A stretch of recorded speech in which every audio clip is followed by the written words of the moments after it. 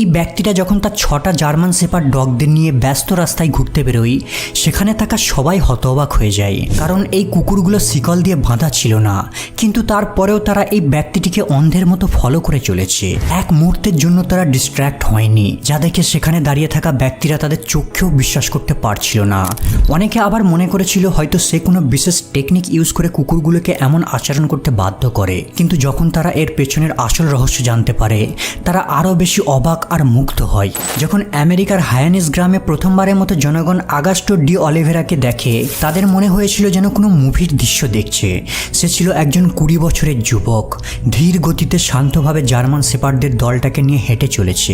আর কুকুরগুলো তার খুব কাছাকাছি দলবদ্ধ হয়ে হাঁটছিল, যেন এই কুকুরগুলো একটা টিম হিসাবে কাজ করছে আর অসাধারণ ডিসিপ্লিন বজায় রেখেছে। এদের মাঝে রয়েছে তাদের গর্বিত মালিক অগাস্টো, যাকে এই গ্রুপটা তাদের সম্মানিত নেতা মনে করে তার নির্দেশকে অনুসরণ করে চলেছে।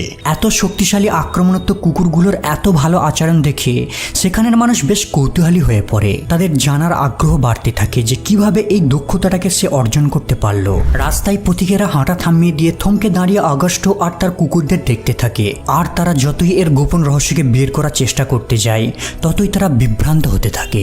অগাস্টোর কুকুর সবার কাছে আকর্ষিত হওয়ার কারণ হলো ওই অঞ্চলে অনেকেরই পোষা জার্মান শেপার্ড রয়েছে, কিন্তু অগাস্টোর কুকুরগুলোর মতো এমনভাবে তারা বিহেভ করে না। এমনকি ডগ ট্রেনার এক্সপার্টরাও ব্যাখ্যা দিতে পারেনি যে কিভাবে কোনো টুল ছাড়া শুধুমাত্র নর্মাল কমান্ডের সাহায্যে এই কুকুরের দলটা একসাথে পারফেক্টলি হেঁটে চলেছে। মাঝে মধ্যে কিছু সাহসী পথিকেরা এই কুকুরগুলোর সামনে এসে পর্যবেক্ষণ করতে থাকে, কিন্তু তারা অবাক হয়ে যায় যখন কুকুরগুলোর গলায় কোনো বাঁধন দেখতে পায় না, অথচ তারা একে অপরের সঙ্গে কানেক্টেড রয়েছে, ঠিক যেন অনেকটা স্লেড ডগ টিমের মতো, যেন তাদেরকে কোনো অদৃশ্য দড়ি দ্বারা বেঁধে রাখা হয়েছে। আর অগস্টের ভয়েসের দ্বারা এদেরকে হিপনোটাইজ করে দেওয়া হয়েছে, যা শোনা মাত্রই এই দলটা এক্স্যাক্টলি সেদিকে টার্ন হয়ে যায়। এদেরকে এমনভাবে ট্রেন করা হয়েছে যে দেখলে মনে হবে যেন এরা কোনো মিলিটারি টিম। এরা কেউ নিজেদের মধ্যে লড়াইও করে না, অন্য কুকুরদের দ্বারা বিভ্রান্ত হয় না। এমনকি বেড়ার আড়াল থেকে কোনো কুকুর ঘেউ ঘেউ করলেও তাদের চোখ কেবল গ্রুপ আর তার লিডারের উপর রয়েছে। প্রতিদিন আগস্টে যখন তার জার্মান শেপার্ডদের নিয়ে পার্কে ঘুরতে যায়, পথিকেরা এদের ফটো ভিডিওগ্রাফি করতে থাকে। অনেকে আবার আগস্টের কুকুরের সঙ্গে ফটো তোলার রিকোয়েস্ট করে। আগস্ট তার জার্মান শেপার্ডদের কেবল একটা সিম্পল কমান্ড দেবে, আর পুরো দলটা থেমে গিয়ে ফটো তোলার জন্য পোজ দিয়ে বসে পড়বে।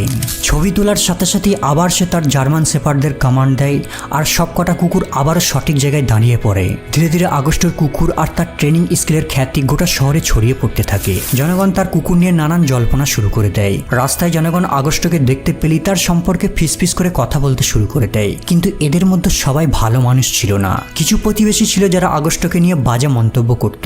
তাদের মতে হয়তো আগস্ট কোনো পেইনফুল মেথড ইউজ করে। তারা লক্ষ্য করে আগস্ট কেবল তার কুকুর ছাড়া আর অন্য কোনো ব্যক্তির সঙ্গে সময় কাটায় না। তাকে দেখে মনে হতো আশেপাশের মানুষদের তার অস্বস্তিকর মনে হয়। প্রিয়জন ছাড়া সে কথাও বলে না, দেখে মনে হবে যেন তার কোনো ক্লোজ ফ্রেন্ড নেই। আর সব থেকে বড় বিষয় হলো তার বাড়িতে কেউ ভিজিটও করতে আসে না, এমনকি তার রিলেটিভরাও। এই কারণে তার প্রতিবেশীদের আগস্টকে দেখে বেশ সন্দেহ হয়। তার কৌতূহলী প্রতিবেশীরা রাতের বেলা তার অ্যাপার্টমেন্টের আশেপাশে বসে থাকতো, আর দূর থেকে তার বাড়ির পর্দার মধ্য দিয়ে তার বাড়ির ভিতর কি চলছে তা দেখার চেষ্টা করত। অথবা বাড়ির পাশ দিয়ে যাওয়ার সময় ইচ্ছা করে তারা কান পেতে বাড়ির ভিতরের খবর শোনার চেষ্টা করত। তাদের একটাই কৌতূহল যে কিভাবে এই শান্ত ছেলেটা এত সহজে শক্তিশালী জার্মান শেপার্ডদের নিয়ন্ত্রণ করে। আবার অনেকে সন্দেহ করে যে তার প্রতি অনুগত হওয়ার জন্য হয়তো আগস্ট কুকুরগুলোর সঙ্গে দুর্ব্যবহার করে। কয়েকজন তো এতটাই কৌতূহলী ছিল যে এমনকি তার বাড়ির পাশের ডাস্টবিনের আবর্জনাকে সরিয়ে প্রমাণ খোঁজার চেষ্টা করে। এদের মধ্যে একজন প্রতিবেশী মহিলা ছিল যিনি সব মেটারই নাক গলানো পছন্দ করত। সে প্রচার করে অগস্ট নাকি ইলেকট্রিক শক কলার দিয়ে তার কুকুরদের নিয়ন্ত্রণ করে। ইলেকট্রিক শক কলার হলো একটি ট্রেনিং ডিভাইস।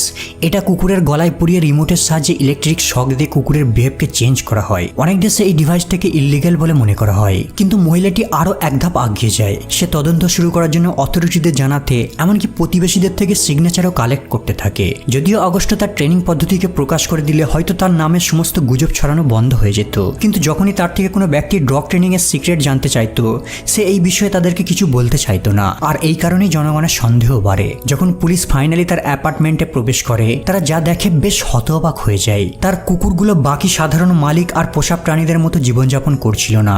এরা সবাই ছিল একটা পরিবারের মতো। সেখানে কোনো খাঁচা ছিল না, কোনো কুকুর রাখার ঘরও ছিল না। এরা সবাই আগস্টের সাথেই খায়, আগস্টের সাথেই ঘুমায়, আর তার সোফাতেই আরাম করে, আর ইচ্ছা হলে মেঝেতে শুয়ে পড়ে। পুলিশেরা এমন দৃশ্য দেখে নিশ্চিত হয়ে যায় যে আগস্টের পুরো জীবনটা তার কুকুরদের ঘিরেই। যখন পুলিশেরা কোনো অবৈধ কোনো জিনিসকে খুঁজে পায়নি, তারা অ্যানিম্যাল বিহেভিয়ার এক্সপার্টদের ডেকে আনে। এই এক্সপার্টরা বেশ কিছুদিন কিছুদিন আগস্টের বাড়িতে সময় কাটায়। তারা আগস্টকে ফলো করতে থাকে, তার বাড়িকে চেক করে, আর এই কুকুরগুলোকে সে কিভাবে ট্রিট করতে থাকে তা তারা সতর্কতার সঙ্গে অবজার্ভ করতে থাকে। বেশ কিছুদিন অবজার্ভ করার পর তারা একটা গুড নিউজের রিপোর্ট দেয়। আগস্ট জার্মান শেপার্ডদের কষ্ট দিয়ে ট্রেনিং দেয় না, বরং এই কুকুরগুলো তার সঙ্গে সব থেকে ভালো সময় কাটাচ্ছে। আসলে যখন আগস্ট ছোট ছিল সে অনেকগুলো জার্মান শেপার্ডদের সঙ্গে বেড়ে ওঠে। এরাই ছিল তার খেলার একমাত্র সঙ্গী। ছোটবেলা থেকেই তার মধ্যে একটা ন্যাচারাল গিফট ছিল, সে যে কোনো প্রাণীদের বিহেভকে খুব সহজেই বুঝতে পারত। ঘন্টার পর ঘন্টা সে তাদের সঙ্গে খেলা করত, আর খেলা শেষে এদের সাথে সে ঘুমাতো। কিন্তু সে জানতো না যে এভাবে সে এক প্রকার তাদের ট্রেনিং দিয়ে যাচ্ছে। জার্মান শেপার্ড কুকুরদের এমন এক ধরনের প্রজাতি যারা খুবই সাহসী। মালিকের কাছে এরা অনুগত থাকার জন্য খুবই পরিচিত। এই কুকুরগুলো ন্যাচারালি প্রোটেক্টিভ, আর এরা তাদের প্রিয়জনদের রক্ষা করতে যে কোনো কিছু করতে রাজি আছে। কিন্তু যদি এদেরকে সঠিকভাবে ট্রেনিং না দেওয়া হয় তাহলে অপরিচিত ব্যক্তি অথবা প্রাণীদের এরা থ্রেট মনে করে, আর এরা খুবই আক্রমণাত্মকভাবে তাদের উপর হামলা করে তাকে রক্তাক্ত করে ফেলে। কিন্তু অগাস্ট তার কুকুরদের রাজ পরিবারের মতো ট্রিট করে, তাদেরকে নিয়মিত পছন্দের খাবার এনে দেয়, সর্বদা কেয়ার আর ভালোবাসা দেখায়। সে তার জার্মান শেপার্ডদের এমনভাবে ভালোবাসতো যেন এগুলো তার নিজেরই সন্তান। তদন্ত শেষ হওয়ার পর সে ঠিক করে কুকুরদের প্রতি ভালোবাসা আর যত্নকে কাজে লাগিয়ে সে একটি ফুল টাইম জব করবে। সে একটা ডগ ট্রেনিং সেন্টার চালু করে, যেখানে সে কুকুরদের কিভাবে শান্ত, মালিকের প্রতি অনুগত এবং কিভাবে ভালোভাবে আচরণ করতে হয় এর জন্য ট্রেনিং দেবে। ডগ অনাররা তাদের কুকুরকে অগস্টের কাছে পাঠিয়ে দিত, আর মাত্র কয়েক সপ্তাহের মধ্যেই তার স্কিলকে কাজে লাগিয়ে এদেরকে শান্ত, ওয়েল ট্রেন্ড ডগ বানিয়ে দিত। যদিও আগস্ট সব ধরনের কুকুরদেরই প্রশিক্ষণ দিত, কিন্তু জার্মান শেপার্ড সবসময় তার কাছে ফেভারিট থাকতো।